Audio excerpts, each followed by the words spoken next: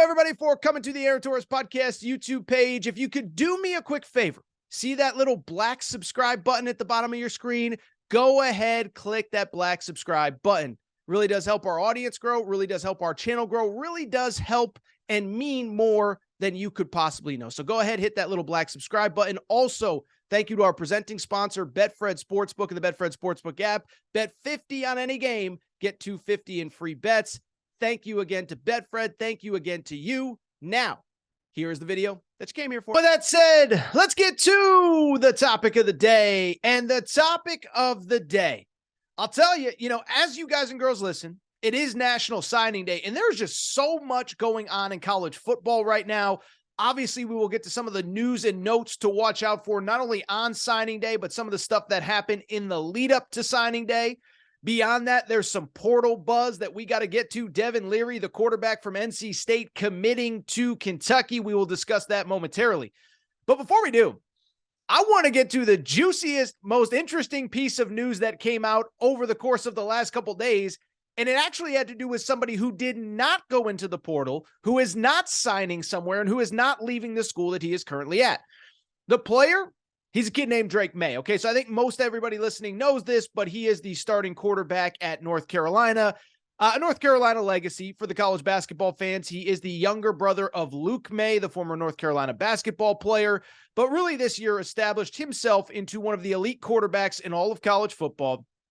Just finished his redshirt freshman year, so he's only, in his second year, not eligible for the NFL draft.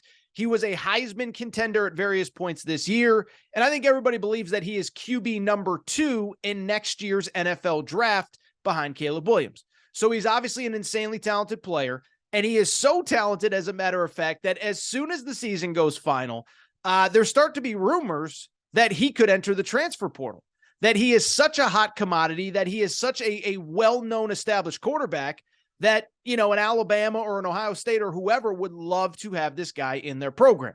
And so those rumors start to ramp up. They start to buzz. Mac Brown says at one point, yes, he's been offered stuff by other people. And it comes to a point where eventually the rumors get so hot and heavy that Drake Maye has to come out with a statement saying, I love North Carolina. I am staying at North Carolina. Please put these rumors to bed. Yet just because Drake Maye made that statement about probably 10 days or so ago now, it doesn't mean that other people have stopped talking about Drake Maye. And maybe the most interesting quote in this entire NIL world, and by the way, we are having NIL expert Luke Fedlam on a little bit later, but maybe the most interesting quote came from Pat Narduzzi, who we know, based on the Jordan Addison situation from the spring, is not only the head coach at Pitt, but a man that is very much not afraid to say what's exactly on his mind when it comes to NIL, the portal, and the current state of college football. So Pat Narduzzi, what did he say? Why was he in the news? Well, on Tuesday, he was doing a radio interview in Pittsburgh. He is the Pitt head coach, where he said something very, very, very interesting that created quite a few headlines. What he said was as follows.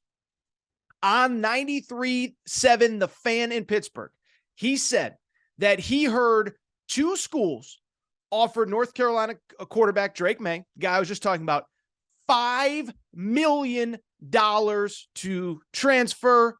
He wouldn't say who it was. He said he knows who it was, but he won't say it. And he also said that it's gotten completely out of control and it's only getting worse. His exact quote from the interview, it's a sad, sad deal. So this quote made quite a few headlines, created quite a bit of speculation. And what I found interesting, what I want to talk about now, was I find the whole conversation around NIL, okay? You guys and girls kind of know my stance on NIL. Unless we have somebody like John Ruiz that comes out and we have proof that something definitively happened, I don't like to dabble in NIL rumors and innuendo. John Ruiz, of course, is the Miami booster that put out publicly he was paying $400,000 to Nigel Pack, the starting point guard on the Miami basketball team, to represent his company Life Wallet a few months ago. So I don't like to dabble in NIL rumors. But why I want to talk about Drake Maye, not to say that's definitively false or that's definitively correct, but I find the conversation about NIL and I find the conversation about what both fans and media deem acceptable rumors and completely uncredible rumors. I find that to be the most fascinating thing about this whole conversation. And so let's get into it. Let's discuss. And let me start by saying this. As soon as the Pat Narduzzi statement or whatever came out, there were two immediate reactions, both from fans, but more importantly, who I'm going to criticize right now is the media. The first one, well, that's just completely untrue. Why would anyone turn down $5 million to play college football? I don't care if you're the son of the coach. There's no way you're turning down $5 million. That was the first reaction. And then the second reaction was, well, if Pat Narduzzi really wants change, he's got to call out the actual coaches that did it. I want to dive into both of those, but before I do, I want to get right to the punchline. I don't want to spare it. Media, you are so full of crap.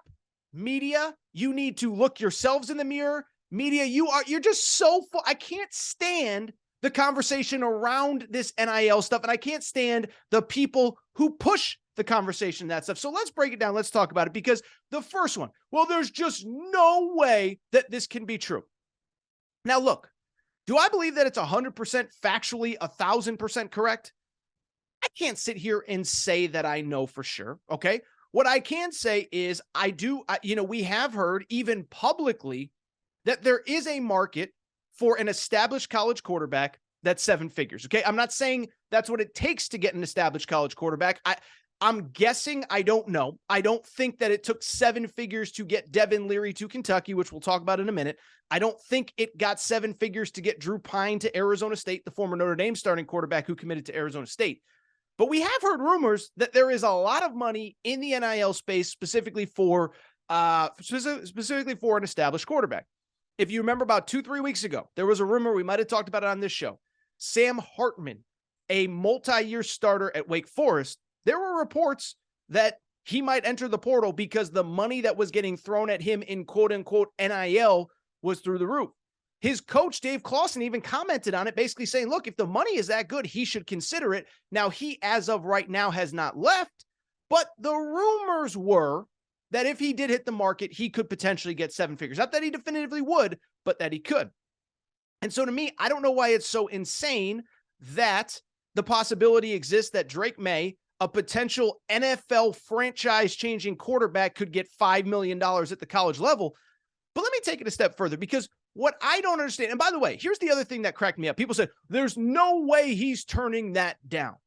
Well, first of all, who says that he's coming back to North Carolina for free? Like, I'm sure he's making some money, so I could believe that he was offered $5 million and that he is getting enough money at North Carolina where it's not enough to get him to leave somewhere, go somewhere else, compete for a job, new players, new teammates, new coaches, whatever. So, like, the idea that he's just not getting anything at North Carolina is ridiculous. But why I bring it up, I just find the whole conversation about NIL weird, funny, hysterical, bizarre, because I don't really understand why some rumors are deemed completely credible, but some are deemed completely insane. So let me give you an example, because I was thinking about this as soon as I saw the rumor and I saw everybody in the media, there is no way that's happening.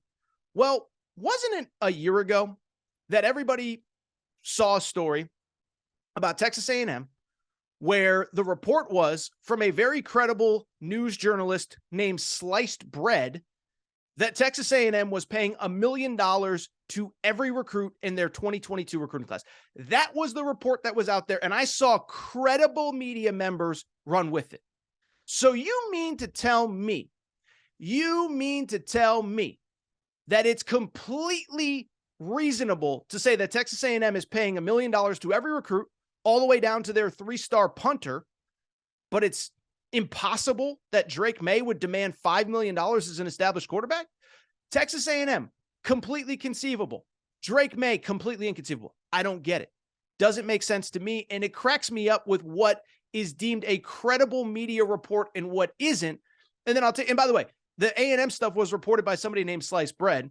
Pitt and Pat Narduzzi is an actual college head coach who is saying this stuff on the record. So you believe Sliced Bread, but you don't believe Pat Narduzzi. And then, oh, by the way, the reason that we were supposed to believe the Texas A&M reports was that other coaches weren't willing to say it on the record. Well, if Nick Saban says that he bought every player, then he must have bought every player. So Nick Saban's credible, Pat Narduzzi's not, doesn't make sense. That's the first part.